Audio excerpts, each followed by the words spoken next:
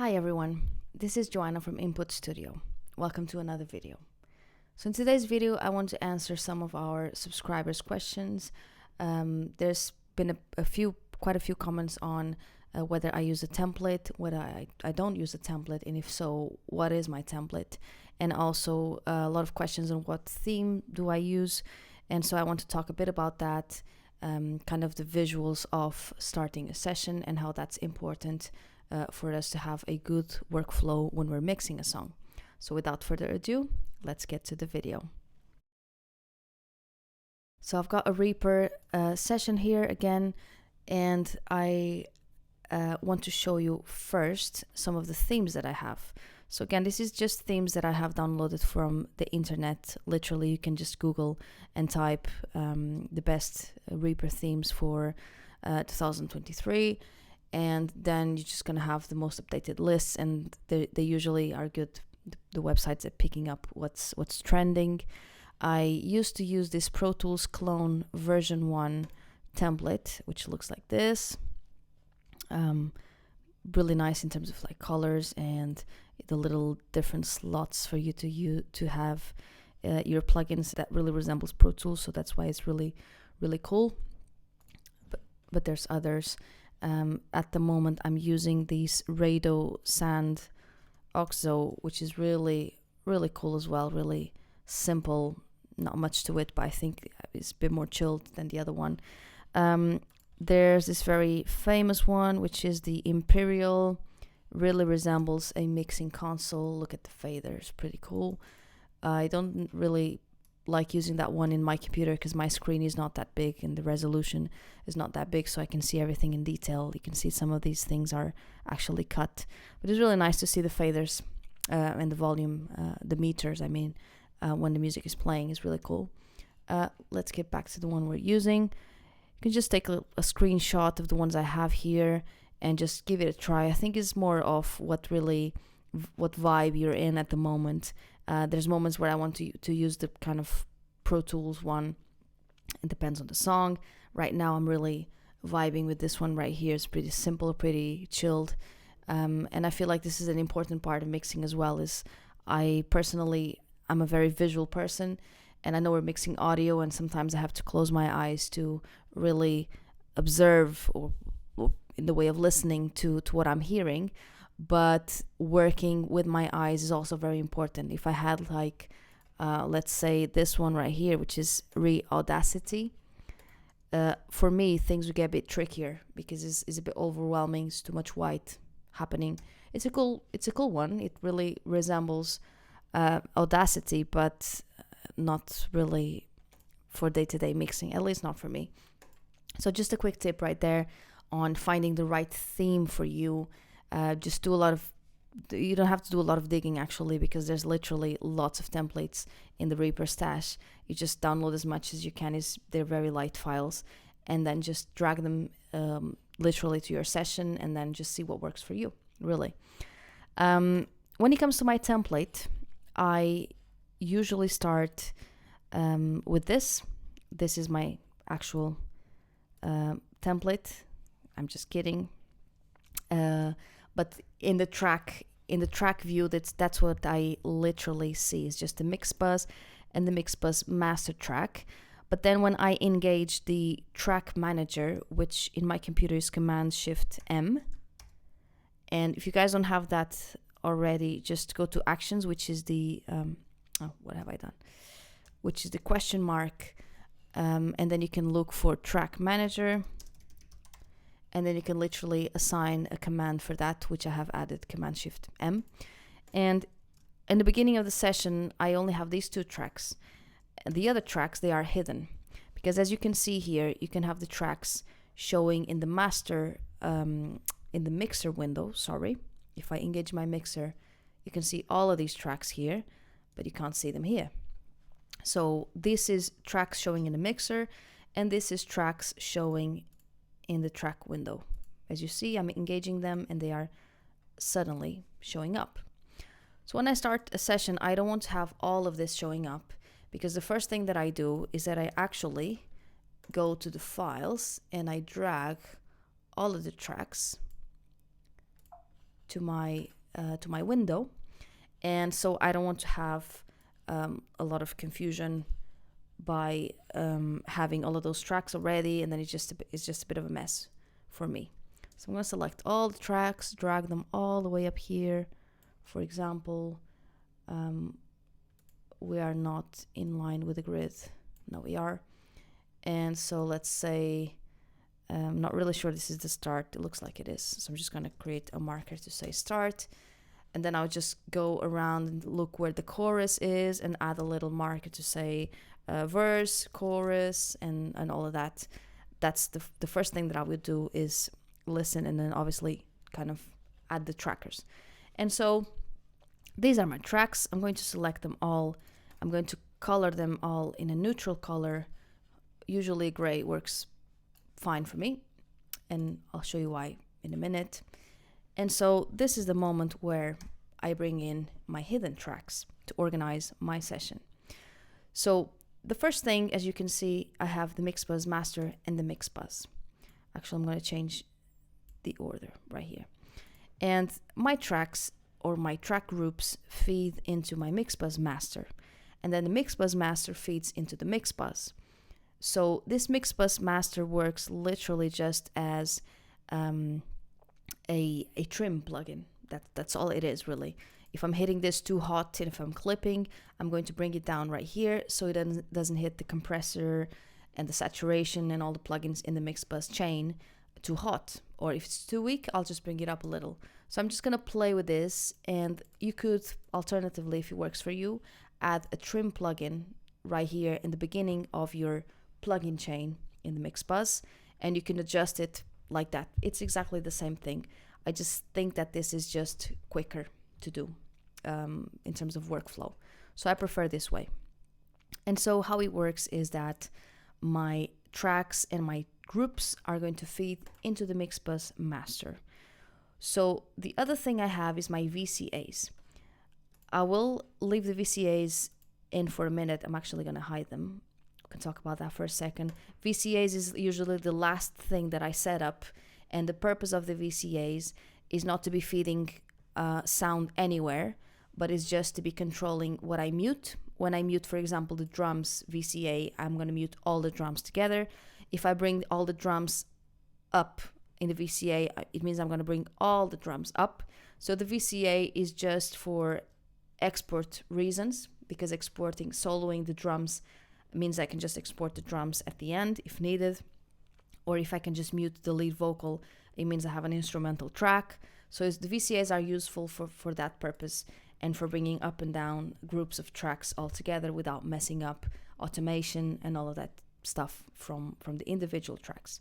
And then I have this kick group, which I engage the kick group, and so I drag my kick into the kick group. And so I just make sure that my kick is going to the parent channel, which is a kick. And then my kick group is going to the all drums group. So I'm going to engage this all drums group. My all drums group is going to feed into the mix buzz master. So like I said, all my groups or individual tracks that are outside of a group, they all go to the mix buzz master. And then from there, I'm going to adjust again to the mix buzz if I'm too hot or if I'm too cold. No, not too cold. Just kidding. If it's too quiet, you guys got that. Just seeing if you were paying attention. And so the next one is my snare group. And the snare group is right there. So I'm going to drag my snare into my snare group. Again, going to the parent send, and the snare going to the all drums. And then the next audio tracks I have is these hi-hats. So now with the hi-hats, I can either decide to put them all in the all drums, or I can decide, for example, I want them separate. So I'm going to put them in the overheads track. And then from the overheads go to the all drums. So again, the same process. So that's the drums. Then I have my bass. My bass, usually, I like to place it above the kick. I can give it, actually, I'm going to give it a green color as well. just to kind of look like it's a group as well. If I had more than one bass, I would put them in a bass group. Why can't I have that green color?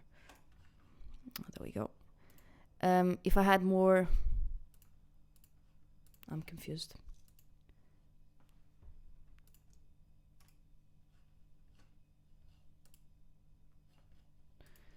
Interesting. Just a little glitch. Let's bring it up here and let's do it like that.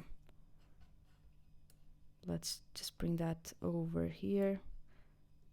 Now I can change the color.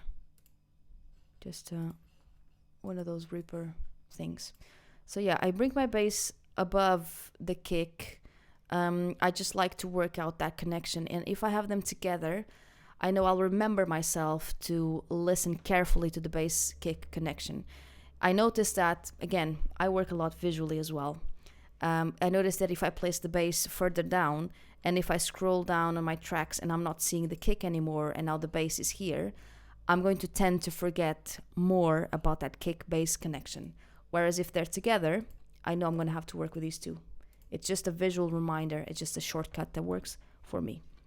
And so I'm just going to make sure the bass is heading not to the master, but actually to the mix bus master. Just to confirm it's there. It's not. What did I do? I dragged the kick, didn't I? I did. That one. There we go. Go into the mix bus master. Perfect. Great. So now let's see what we got. We got two synths, we got a piano, and we've got an organ. I think we can pack them in a keys group. So let's make all keys.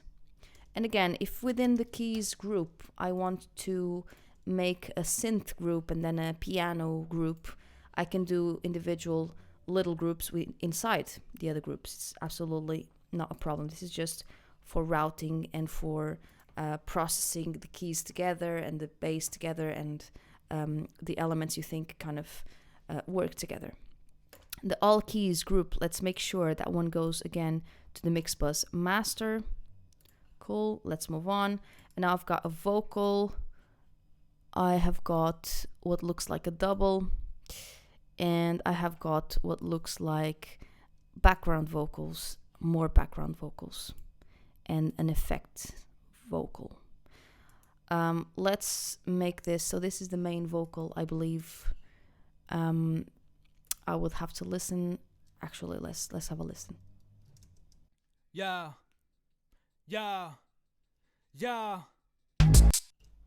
Okay, let's listen to all of the vocals together for a minute.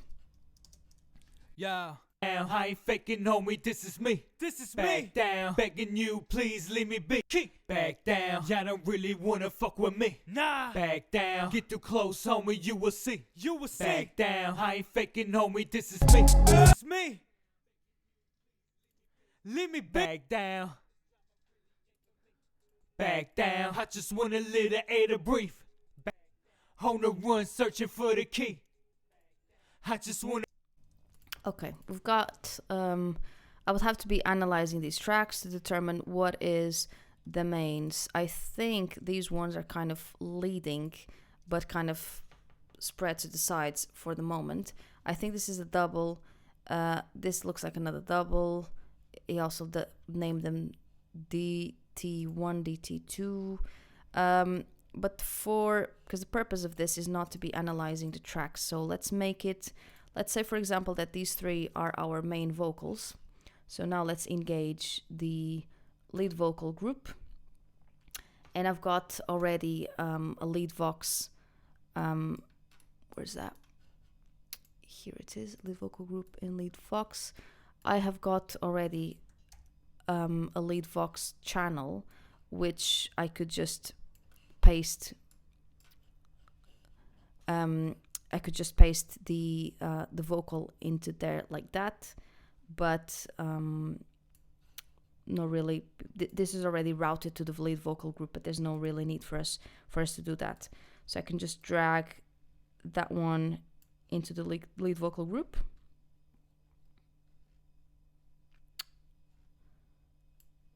Okay, and I'm going to delete that one. Actually, I don't need that one.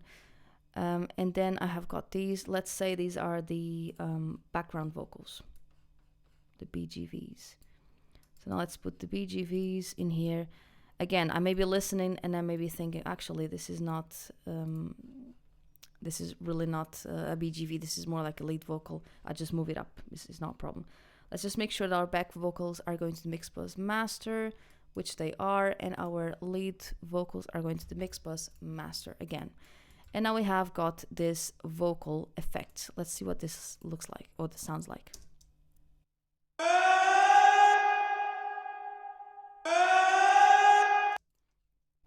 This is more like an instrument, and actually an important instrument.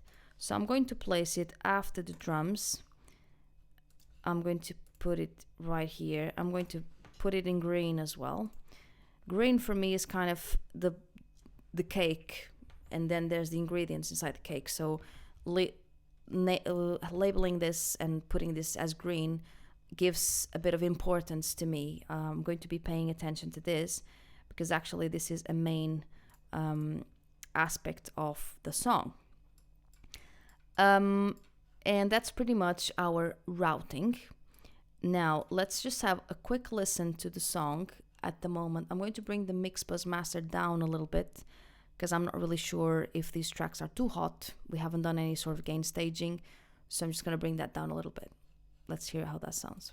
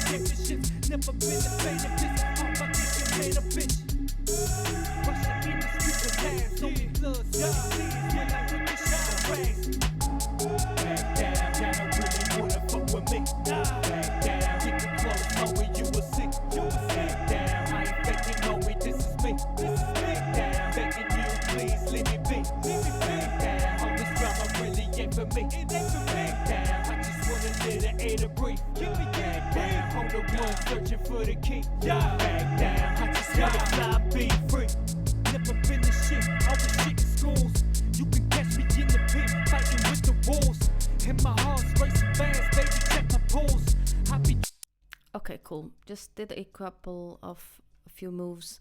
I just adjusted the gain on some tracks that were coming too hot. You could see on the meters they were almost clipping.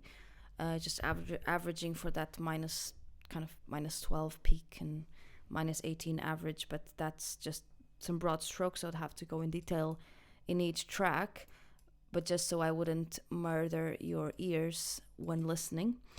And this is kind of pretty much what a session would look like, okay? Not too crowded, right? So now, if I go to our track manager again, there's kind of a lot of tracks that I have not engaged. Like I didn't engage this toms group because I have no toms, so there's no need. I didn't engage any of these blue tracks. So all of my blue tracks are effects, and I never engage effects in the beginning because I tend to kind of lead myself towards using a certain effect if I see it there. So if I had, for example, this chorus and this slap delay next to my vocals, I would then think, okay, yeah, this slap could sound nice here, or this chorus would be great, when actually I am of the opinion that it should be the other way around. I removed the tracks. I should look for an effect intentionally, because I'm developing the mix and I'm thinking, this could sound here, this could sound nice. And I don't like to be led towards using a certain effect because it's literally in front of my eyes. So I refrain from that by not engaging any of these blue tracks, which are my effects tracks.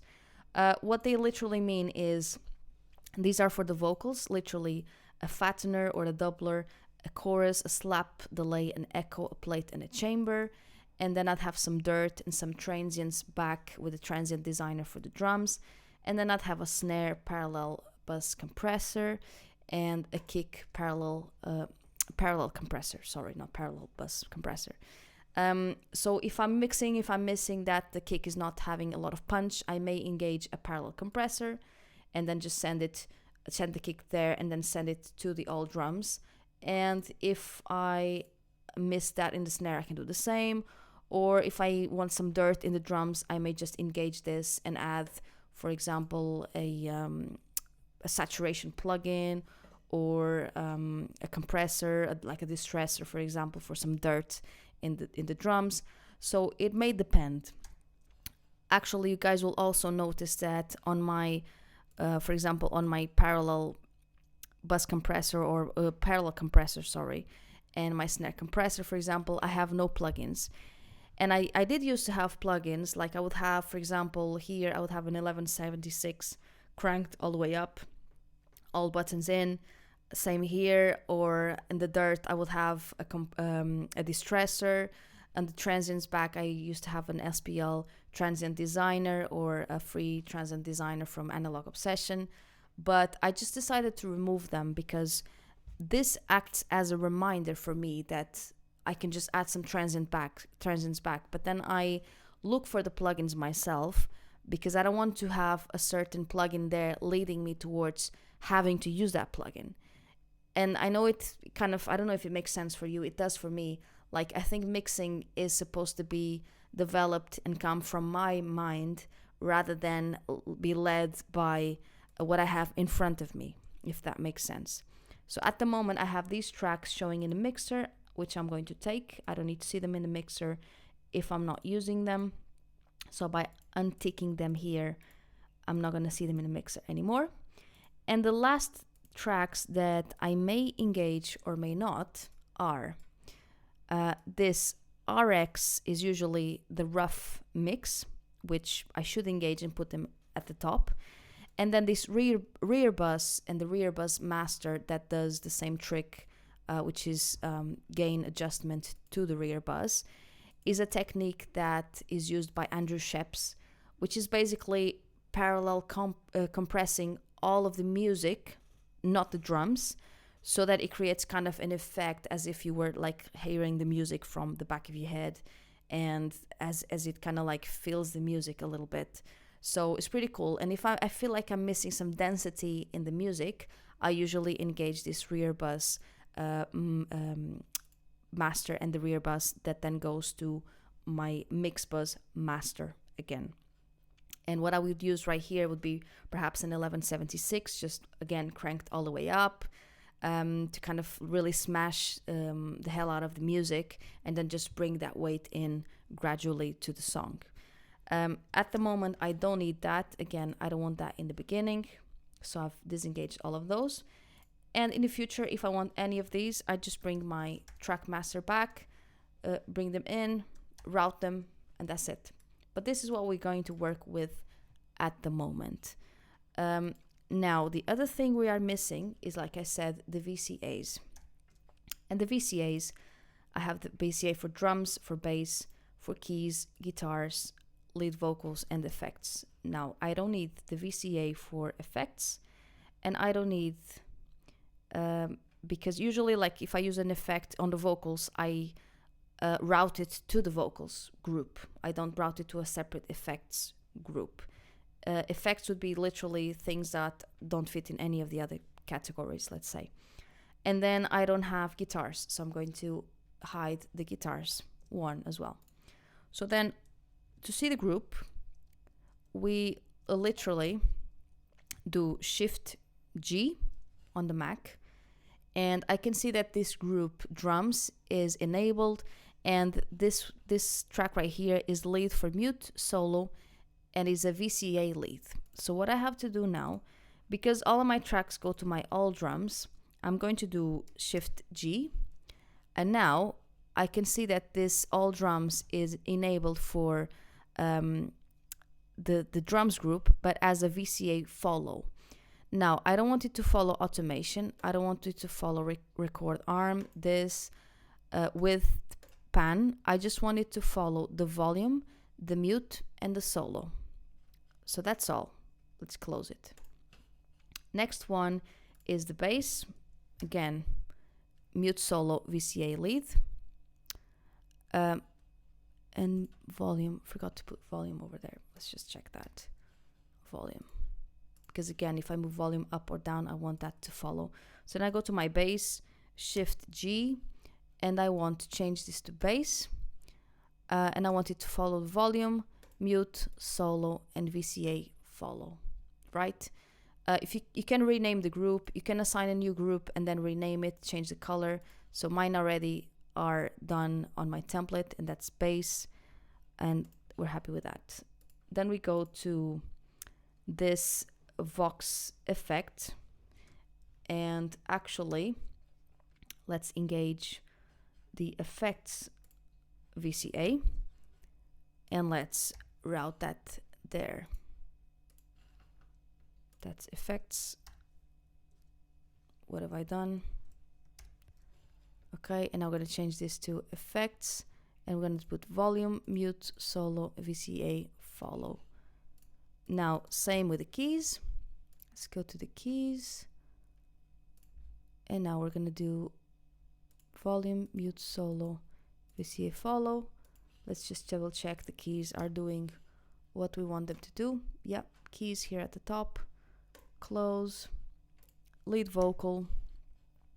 Same, we don't want pan. We don't want any of that.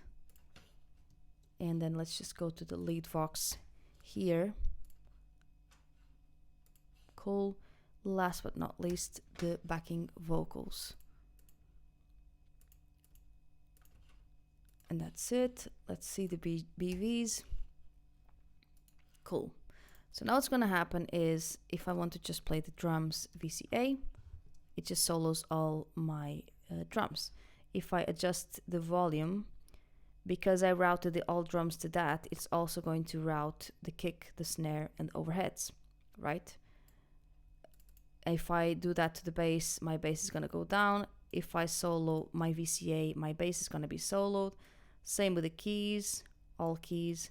If I solo that, all of my keys are going to be soloed. Same lead vocals and background vocals and my effect. So that's pretty practical when you have to do an instrumental track at the end, when you have to export just the vocals, just the keys, or if you have a client that wants a specific, or the stems, this is how you do the stems at the end.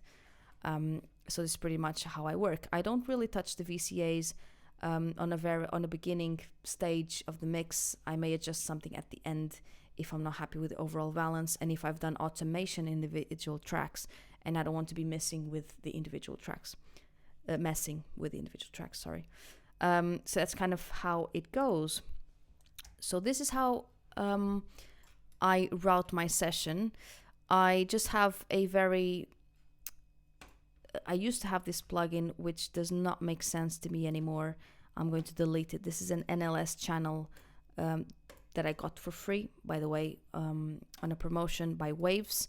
I used to have it on my VCAs because I would route things differently, but now the VCAs are merely for volume adjustment, so that doesn't make sense anymore to me. But I would perhaps use a console emulation like the NLS, but in the individual groups. So I would just add here that NLS channel, just to give a bit of character. I can in the future do a more specific or a continuation of this video with the specific plugins that I would use. If you guys are interested, let me know in the comments below if you want something like that. And I've also received a couple of comments on doing a full mix breakdown with just free plugins, which I will do my best on planning and seeing as many free plugins as I can use for that. And that's a future video that I'm thinking about doing to help you guys. So leave in comments below with the ideas you have and what are your thoughts for this template. I hope this makes sense for you. This is a template inspired partially by a mix engineer called Andrew Sheps. And if you haven't heard of him, just go and Google him out. He's worked with many well-known artists. But ultimately, this is what makes sense for me. And I hope that somehow this can help you guys as well. Again, leave me some comments for future videos with ideas, with any topics that you want me to develop, and I'll make sure to try to study on that for you guys and help you out as I possibly can. Thank you so much for watching this video, and I will see you in the next one.